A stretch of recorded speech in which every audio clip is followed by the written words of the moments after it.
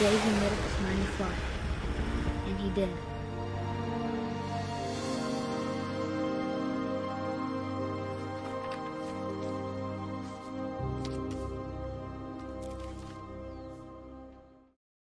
Walking simulator may have started off as a derogatory term to describe what some would consider non-games, little more than passive narrative experiences.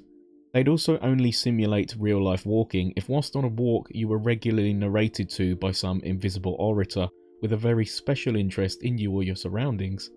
You'd also be cold, muddy, and incredibly thirsty for tea by the end. The term has since been co-opted to describe an entire genre that many people enjoy, although the debate goes on as to whether or not these titles can truly be considered video games, rather than interactive stories. I fall somewhere in the middle, leaning more towards the non-game side.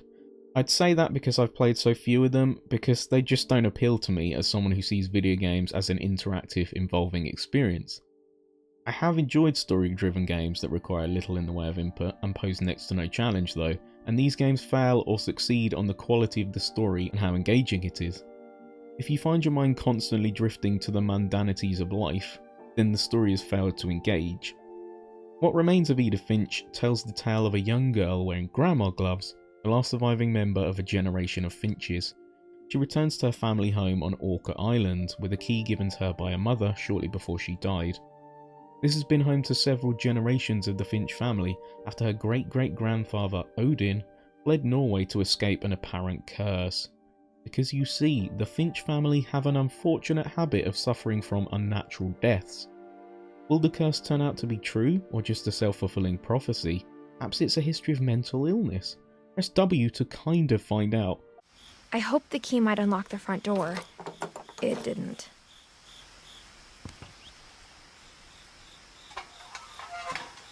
Looking in, I felt like the house itself had been waiting for me. As Edith, you explore the eccentrically designed ancestral residence, which contains sealed-off bedrooms which belonged to the now-dead Finches. These rooms were preserved by grandmother Edie to keep the memory of that particular Finch alive, but were sealed off by Edith's mother. Throughout the game, you uncover some family history and learn about each death via personal diaries and letters which trigger events. These are all voice acted, often by the family member they're about, and the voice acting's pretty good across the board, helping us to sympathise even more with these people.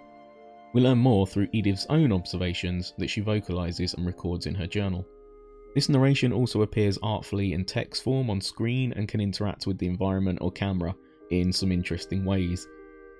There is a clarity to the main story that I really like, and the strange ways in which some of the family deaths play out can be put down to the embellishment of the storyteller. After playing Gree with its ambiguous narrative told via metaphors and colours, it's pretty refreshing. To compare it to a more obvious example of a walking sim, Paratopic, with its unevenly paced nonsensical narrative made of loosely connected scenes, it's a delight. Edith Finch's method of storytelling is more impactful, and also more relatable.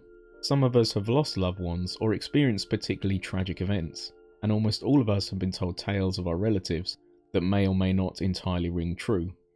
We can definitely all relate to that one family member we thought was long dead, but is actually secretly living in a hidden sub-basement, surviving off Tim Peaches and melancholy.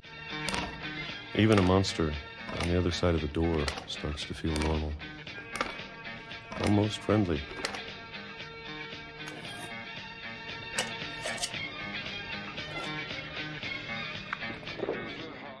The story didn't make me cry, but it was definitely moving at times and kept me intrigued throughout.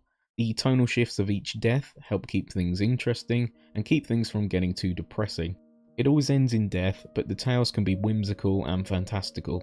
Comments from Edith provide further insight and stand as eulogies to these people, as do their frozen in time rooms, helping further tell the backstory. For you see, What Remains of Edith Finch is about what remains of us when we die, the memories and the stories. Exploring this higgledy-piggledy house is a fairly linear process, albeit a well-presented one.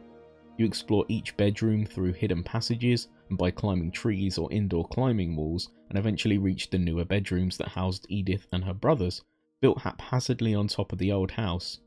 The Finch house, whilst eccentrically designed, has a certain logic to it, and the way some rooms and passages connect is fairly clever.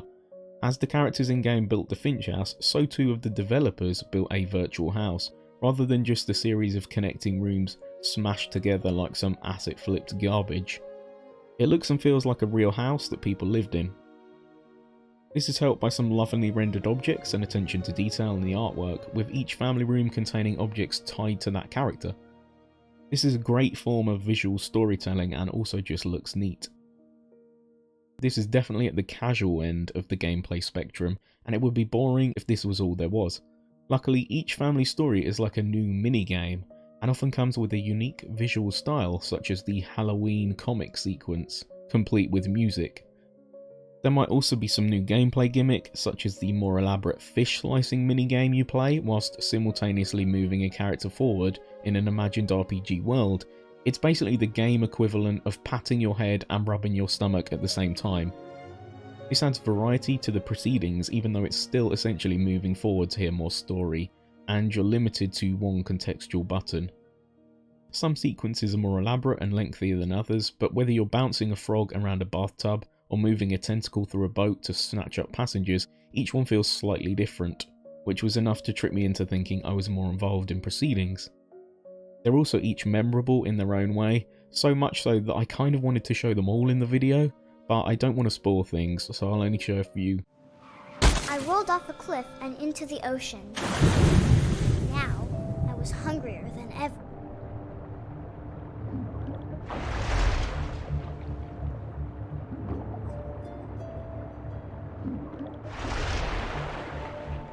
I wanted fat, juicy seals.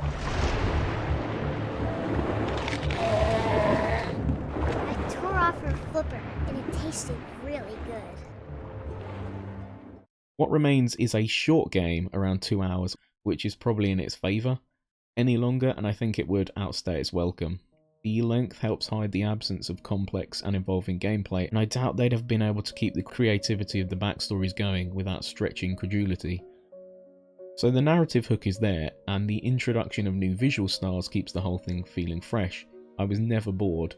Even the incredibly casual gameplay manages to vary itself enough that it never feels like you're just walking from one bit of dialogue to the next, even though deep down you really are.